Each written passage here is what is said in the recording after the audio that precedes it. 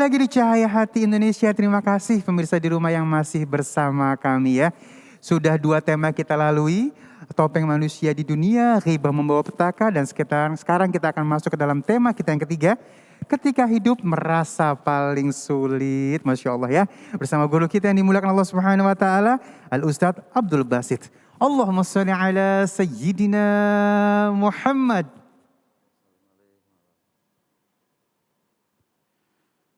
Assalamualaikum warahmatullahi wabarakatuh. Waalaikumsalam warahmatullahi wabarakatuh.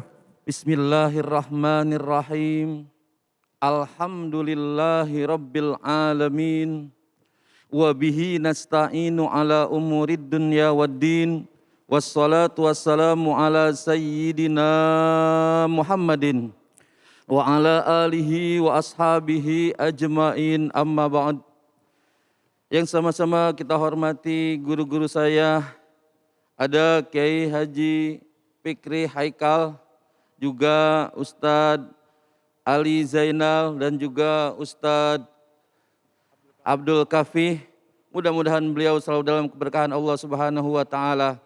Para pemirsa yang dimuliakan Allah Subhanahu wa Ta'ala, alhamdulillah wa syukrulillah, pada pagi hari ini kita dapat bermuajahah, bertemu kembali melalui layar televisi iNews Cahaya Hati. Mudah-mudahan pemirsa yang berada di rumah dan kami yang berada di sini selalu dalam keberkahan dari Allah Subhanahu wa Ta'ala.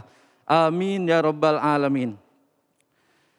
Mengenai perasaan diri yang terpuruk, setiap manusia pasti pernah merasakan dirinya merasa terpuruk. Apakah dia mendapat ujian dari Allah Subhanahu wa Ta'ala berupa kekurangan harta, atau dia kehilangan orang yang dia cinta, atau juga dia kehilangan pekerjaan. Tapi semuanya itu adalah ujian. Bagi orang-orang yang beriman, dia sadar dia diuji oleh Allah Subhanahu wa Ta'ala untuk menaikkan derajatnya di sisi Allah Subhanahu wa Ta'ala. Dan kalau merasa diri terpuruk, merasa dirinya sangat terpuruk sekali, maka dia berusaha harusnya kembali kepada Allah Subhanahu wa Ta'ala. Dia berserah diri kepada Allah Subhanahu wa Ta'ala yang maha mempunyai segala sesuatu. Setiap orang pasti pernah merasakan dia bersedih karena apa? Karena kehilangan pekerjaan umpama. Ingat, pekerjaan bukan segala-galanya. Dan juga hidupnya bukan hanya di bekerja. Pekerjaan hanya satu sarana. Buat orang yang di PHK, dia merasa sangat sedih di PHK. Tapi Allah sudah siapin pekerjaan yang lain kalau dia sadar. Dan kalau dia merasa sabar kepada Allah Subhanahu wa Ta'ala, pasti Allah akan berikan gantinya.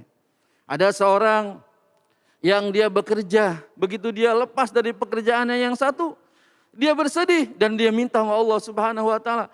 Kemudian Allah berikan lagi dia satu pekerjaan yang bagus. Dia berdagang, dia berdikari sendiri, dan akhirnya maju usahanya. Tuh. Ada orang yang merasa bersedih, dia punya segala-galanya. Apa aja dia punya. Kekayaannya cukup untuk keluarganya, untuk anak cucunya. Tetapi dia menyesali dirinya. Kenapa? Karena ternyata di masa tuanya dia punya penyakit yang stroke istilahnya. Dia sakit, dia menyesal. Kenapa Pak Ustadz, dia nanya kepada saya, Pak Ustadz kenapa kok saya sakit begini? Saya merasa sangat putus asa, kata beliau. Saya bilang, Bapak masih lebih beruntung dibanding orang-orang yang di bawah Bapak. Bapak walaupun sakit, didorong kemana-kemana ada yang dorong. Punya kursi roda, Tinggal tunjuk mau makan apa. Tetapi banyak orang yang di bawah Bapak. Dia sakit tapi tinggalnya di gubuk derita. Udah miskin, tidak ada yang nengokin, gak ada yang ngurus.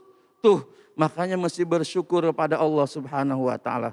Dan Allah berfirman dalam Al-Qur'an bagi orang yang bersyukur, Bismillahirrahmanirrahim. Allah. La in syakartum la azidannakum wa la in kafartum inna azabi lasyadid. Jika kamu bersyukur, niscaya Allah akan tambah nikmatnya kepadamu. Dan jika kamu mengingkari nikmat Allah, maka sesungguhnya azab Allah amat pedih. Jadi bersyukur atas segala nikmat yang Allah berikan. Walaupun dalam keadaan terpuruk, tapi tetap bersyukur pada Allah Subhanahu wa taala. Maka Allah akan menolong. Dan Allah dekat. Pertolongan Allah itu sangat dekat. Ala inna nasrallahi qarib. Sesungguhnya pertolongan Allah itu amat dekat. Tergantung kita. Mau minta apa tidak kepada Allah Subhanahu wa taala. Kalau kita minta kepada Allah, Allah akan berikan. Makanya ada doa yang sering dibaca. Bahkan ada nada-nadanya yang begitu enak. Dibaca Rabbana atina fid dunya hasanah wa fil akhirati hasanah wa qina azabannar. Ya Allah, berilah kami kebahagiaan hidup di dunia. Kita minta bahagia hidup di dunia. Dengan apa Allah bahagiakan? Dengan kecukupan segala sesuatunya. Mendapat ujian sabar. Mendapat cobaan sabar. Mendapat nikmat bersyukur pada Allah Subhanahu wa taala. Itu namanya fid dunya hasanah. Wa fil akhirati hasanah. Dan di akhirat mendapat kebaikan. Apa kebaikan di akhirat? Kebaikan di akhirat adalah surganya Allah Subhanahu wa taala. Dia dapat. Wa qina azabannar, ya Allah, jauhkanlah kami daripada siksa api neraka. Orang yang selalu bersyukur pada Allah Subhanahu wa taala tidak akan pernah merasa dirinya terpuruk dan menyesali segala perbuatan. Setiap manusia udah biasa punya dosa. Manusia enggak ada yang enggak punya dosa. Manusia pasti punya dosa. Manusia pasti dia dalam hidupnya ada pernah perbuatan dosa. Tapi dosa itu harus dihapus. Jangan cuma disesalin doang. Sesal dia, nyesel berdosa. Tapi dilakuin lagi. Udah nyesel berbuat dosa. Dia lakuin lagi. Udah nyesel pernah korupsi. Dikerjain lagi. Itu namanya belum taubat. Belum menyesal katanya. Jadi kalau berbuat dosa, dia taubat. Karena apa? Memang hidup kita selalu ada dosa. Di mana-mana ada dosa. Begini dosa, begitu dosa. Di mana-mana orang berdosa. Sebaik-baik orang berdosa yang bertaubat pada Tuhannya. Menghapus dosanya dengan amal yang berguna. Hapus dosamu dengan amal yang berguna. Jadi kalau orang habis berbuat dosa, hapus dosanya. Wa'at bi'is sayyi'atika bil hasanat. Iringi perbuatan burukmu dengan perbuatan yang baik. Jadi berbuat dosa, taubat pada Allah Subhanahu wa taala, kembali bersihkan hati, baca istighfar. Kita masing-masing udah hafal baca istighfar. Astaghfirullah Rabbal baraya. Astaghfirullah minal khotoya. Baca tuh istighfar.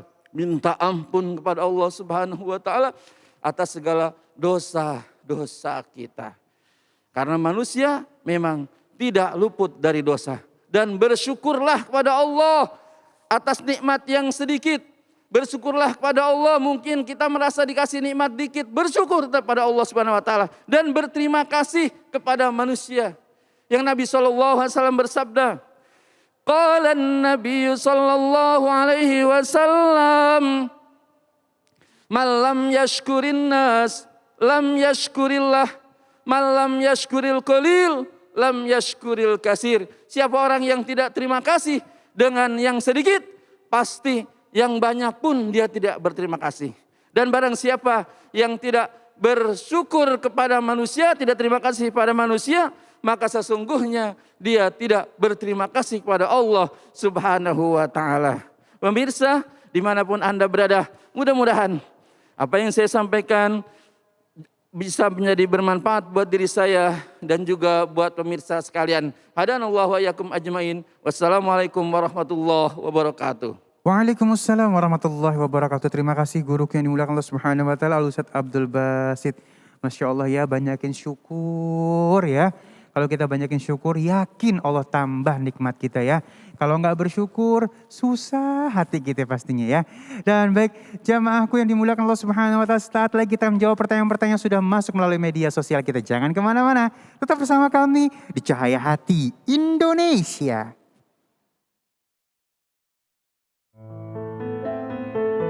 Perdebatan mengenai bentuk bumi hingga saat ini masih ramai dibicarakan. Ada yang menganggap bahwa bentuk bumi adalah bulat.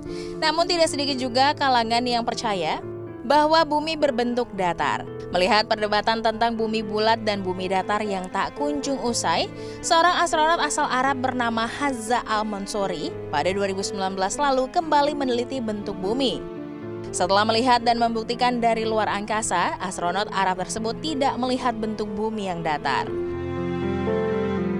Terkait bentuk bumi bulat, sebenarnya sudah lama dijelaskan dalam Al-Quran. Ada banyak sekali ayat Al-Quran yang memastikan bahwa bumi berbentuk bulat. Jika bumi berbentuk datar, maka tidak bisa berputar serta beredar mengorbit matahari sehingga tidak ada pergantian siang dan malam.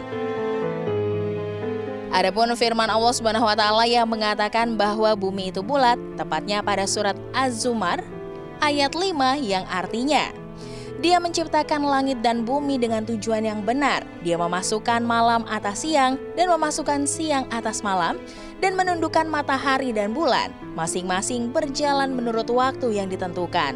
Ingatlah, Dialah yang maha mulia, maha pengampun. Selain itu ada juga ayat Al-Quran yang menegaskan bahwa bentuk bumi adalah bulat dan juga mengibaratkan bumi sebagai malam dan siang dalam surat Al-Anbiya ayat 33. Dan Dialah yang menciptakan malam dan siang, matahari dan bulan, masing-masing dari keduanya itu beredar di dalam garis edarnya. Seiring berkembangnya ilmu pengetahuan, para ilmuwan semakin menyadari adanya perputaran bumi. Seorang ilmuwan asal Prancis bernama Leon Foucault yang akhirnya menemukan bukti untuk pertama kalinya bahwa bumi berputar pada porosnya di tahun 1851. Berulang kali pula Al-Quran menjawabnya, seperti dalam Al-Quran surat Al-Baqarah ayat 164. Sesungguhnya dalam penciptaan langit dan bumi, silih bergantinya malam dan siang, bahtera yang berlayar di laut membawa apa yang berguna bagi manusia, dan apa yang Allah turunkan dari langit berupa air, lalu dengan air itu Dia hidupkan bumi sesudah mati keringnya. Dan Dia sebarkan di bumi itu segala jenis hewan dan pengisaran angin dan awan yang dikendalikan antara langit dan bumi. Sungguh terdapat tanda-tanda keesaan dan kebesaran Allah bagi kaum yang memikirkan. Wallahu a'lam bishawab.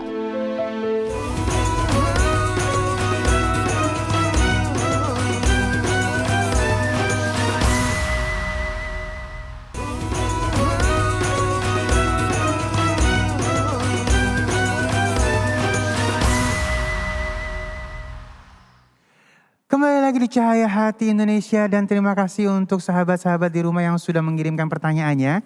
Ini sudah kita pilihkan yang sesuai dengan tema kita pada kesempatan kali ini ya. Dan untuk pertanyaan yang pertama, mohon kesediaannya guruku yang dimuliakan Allah Subhanahu wa taala, Al-Ustaz Kiai Haji Fikri Haikal MZ. Ini pertanyaan dari @ganjar.reza. Makasih ya pertanyaannya ya.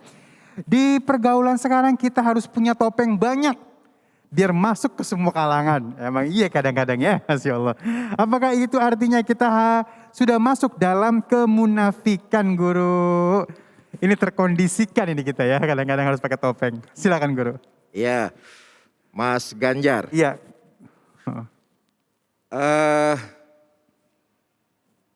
Mas Ganjar pertanyaannya bagus sekali. Begini, adaptasi dengan sifat kemunafikan itu jelas berbeda. Adaptasi adalah kita mengikuti alur tanpa harus terbawa dengan alur. Ngikutin arus tanpa harus terbawa dengan arus itu sendiri. Tapi kalau sudah menggunakan topeng dalam berbagai macam kondisi, nah ini masuknya sifat kemunafikan. Tapi kalau beradaptasi silakan. Beradaptasi, berinovasi, berimprovisasi boleh, gunakan kemampuan. Tapi kalau sudah menggunakan strategi pakai topeng dalam setiap kondisi, nah ini yang nggak boleh. Karena ini bagian dari akhlak yang tercela. Pengen naik jabatan misalnya pakai topeng penjilat, jilat atasan. Asal bos senang, laporan ABS. Lalu kemana-mana menceritakan tentang kehebatan bosnya. Menjilat atasannya supaya dia dipromosikan. Pakai topeng penjilat. Padahal kemampuan dia belum tentu sesuai dengan ekspektasi perusahaan. Misalnya, karena itu saya lebih cenderung kepada adaptasi adalah menggunakan kemampuan kita. Untuk berimprov, berkreasi, tetapi tidak keluar dari syariat agama Islam. Malah itu dianjurkan. Yang tidak boleh dan tidak dianjurkan adalah sifat kemunafikan dengan memakai berbagai macam topeng sesuai dengan kondisinya untuk meraih hal-hal yang sifatnya keduniawian. Tidak mengharap keridhaan dari Allah. Saya pikir begitu, Pak Ali. Masya Allah, tuh ya boleh. Tapi hati-hati, kita harus paham dulu ya bagaimana cara menggunakannya. Dan baik Guru, masih ada satu pertanyaan lagi Guru, mohon izin. Ini pertanyaannya dari Ed Sarah Nur 5. Ini masih untuk guru kita, Kiai Haji Fikri Haikal MZ ya. Kiai mau tanya, di luar tema nih katanya. Di luar tema, Masya Allah ya. Sekarang lagi ramai tentang free child atau memutuskan untuk gak punya anak. Waduh, banyak yang pro dan kontra. Ada yang bilang punya anak itu rezeki, berkah. Tapi bagaimana kalau kita belum siap? Seperti apa sih pandangan Islam soal ini? Silakan Guru. Iya, bagi yang sudah menjadi suami istri. Ini pembahasannya suami istri kan. Menunda dengan alasan-alasan yang dibenarkan boleh-boleh saja. Tetapi bukankah dalam pernikahan setiap orang tua, setiap suami istri pasti mengharapkan keturunan. Karena keturunan adalah penyejuk jiwa, penyegar mata dan penyambung cerita. Berapa banyak suami istri yang mengharapkan kehadiran anak dalam kehidupannya, Allah belum kasih. Tapi juga berapa tidak sedikit orang yang diberikan anak tapi ditunda-tunda. Diamanatkan oleh Allah berupa anak tapi ditunda-tunda. Sementara banyak juga orang lain yang mengharapkan kehadiran anak tapi ditahan oleh Allah. Nah, hemat saya adalah pertanyaan dari siapa tadi Wan Ali? Ini dari Sarah Nur 5. Hemat saya, kita orang beriman, seluruh makhluk Allah yang ada di alam ini dijamin rezekinya. Karena itu tidak usah gundah, tidak usah resah, tidak usah galau. Diberikan anak merupakan rezeki. Paling tidak begini saudara, kita dipercaya oleh RT di rumah kita saja, kita senangnya bukan main. Kita dipercaya sama RW di daerah tempat kita tinggal saja, kita senangnya bukan main. Ini Allah percaya kepada kita, diberikan kita anak, masa iya kita nggak mau jaga? Soal rezeki Allah yang sudah atur. Karena itu kalau memang sudah bulat, sebaiknya jangan ditunda-tunda. Karena memang anak merupakan amanah dan rezeki dari Allah. Nanti finansialnya dia insya Allah pasti akan ikut sendiri. Punya anak satu mungkin saja rezekinya pas-pasan. Mungkin, wallahu alam. Tapi punya anak dua mulai menanjak. Punya anak tiga makin menanjak lagi. Kehidupan realitasnya kan seperti itu. Bahkan kalau orang-orang tua dulu jarang yang punya anak 2, 3, 4. Di atas 5 bahkan belasan. Tapi mereka semua bisa menyekolahkan anaknya. Soal siap atau tidak mental kita sebagai ibu bapaknya bisa melalui proses. Melalui proses. Tapi soal rezeki, soal materi yang akan tanggung semuanya. Selama bapaknya, suaminya, orang tuanya masih mau berikhtiar di jalan Allah Subhanahu wa taala. Jadi jangan tunda lagi, segeralah kalau Allah berikan amanah, diberikan rezeki, pegang amanah itu, jaga, pelihara, rawat sebagaimana baiknya. Baik, Masya Allah guru ilmunya dan terima kasih untuk pertanyaannya yang ada di rumah ya. Dan kita lanjutkan dengan pertanyaan yang selanjutnya, mohon kesediaannya guru yang dimuliakan Allah Subhanahu wa taala. Al-Ustaz Abdul Kafi ini dari @lilis89. Guru, yang saya rasakan gibah kayaknya akan terus mengikuti kita, Masya Allah. Soalnya kalau lagi ngumpul pasti ngomongin orang ujung-ujungnya. Iya sih. Apakah kita bisa meringankan keburukan dari gibah ini? Misalnya berbuat baik atau yang lainnya. Jadi nggak bisa dihindarin nih guru nih. Kira-kira nebusnya gimana gitu. Iya, emang begitu ya. Iya. Baik, bismillahirrahmanirrahim. Pertanyaan yang bagus dari Ibu Lilis ya. Ya, Masya Allah, bagaimana kita meminimalisir agar terhindar dari yang namanya gibah. Yang pertama, tanamkan niat bahwa jikalau kita mendengar atau melihat, menyaksikan sesuatu hal yang buruk, atau kita mendengarnya kemudian jangan sampai kita sampaikan kepada orang lain. Itu yang pertama. Yang kedua, jikalau ini kadang-kadang kan Bang Ali memang kita sering kumpul, sering riung ya, karena Indonesia budayanya sering kumpul-kumpul, nongkrong, kongko dan lain sebagainya. Pastilah kadang kita ngobrolin orang. Ya, kalau misalkan ternyata kita dengar sesuatu hal buruk dari orang lain atau menceritakan keburukan orang lain, maka segeralah tepis. Apa susahnya sih kita bilang sama teman kita, udah nggak usah ngomongin dia.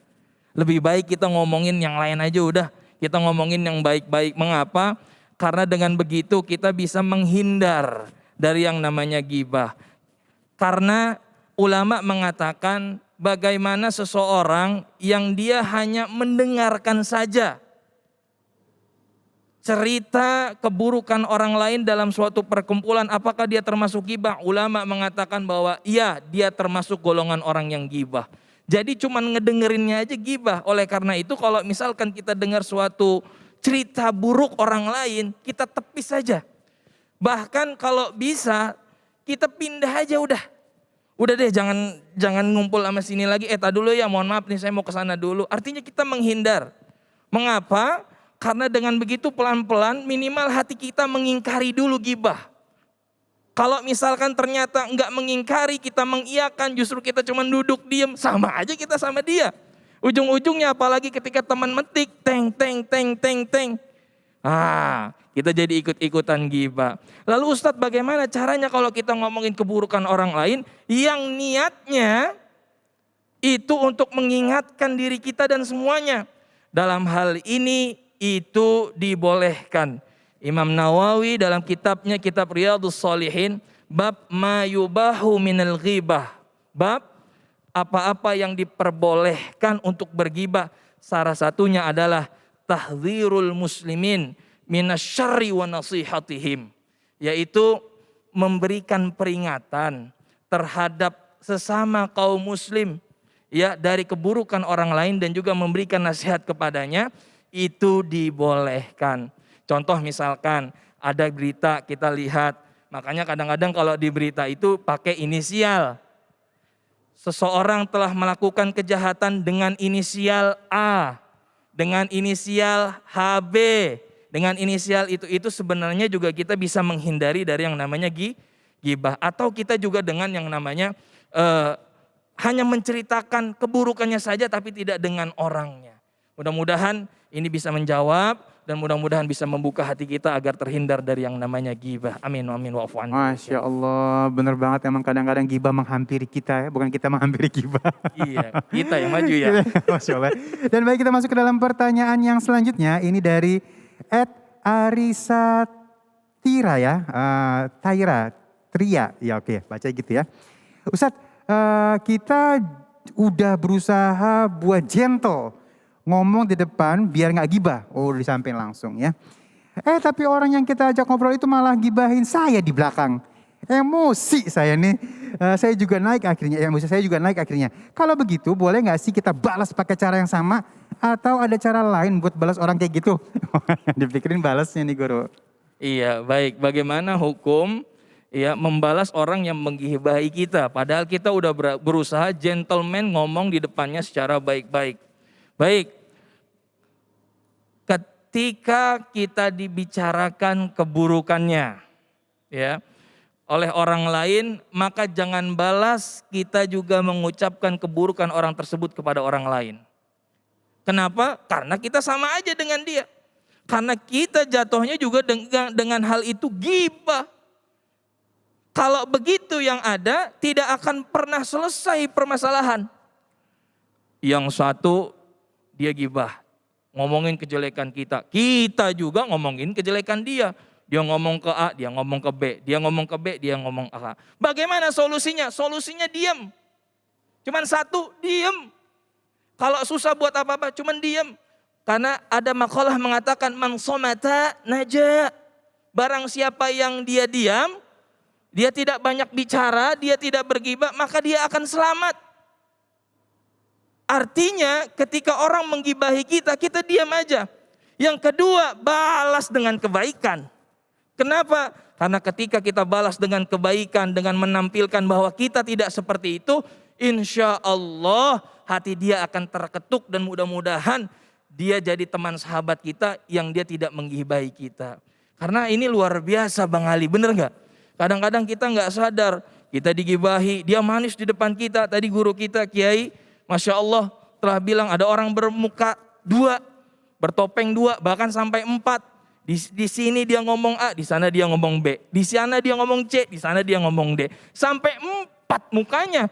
Kenapa? Lantaran dia menginginkan tujuan sesuatu, ada dengki, iri dan lain sebagainya. Oleh karena itu, jangan balas kejahatan dengan kejahatan, balaslah dengan kebaikan. Insya Allah orang tersebut akan mendapatkan hidayah dari Allah Subhanahu wa taala. Amin amin wa amin ya rabbal alamin. Ya Allah harus bijaksana menyikapi semuanya ya. Baik, jamaah yang dimuliakan Allah Subhanahu wa taala, kita akan lengkapi kenikmatan kita hari ini dengan memperbaiki bacaan Al-Qur'an kita. Nanti kita akan ngaji bersama Ustaz Syam ya.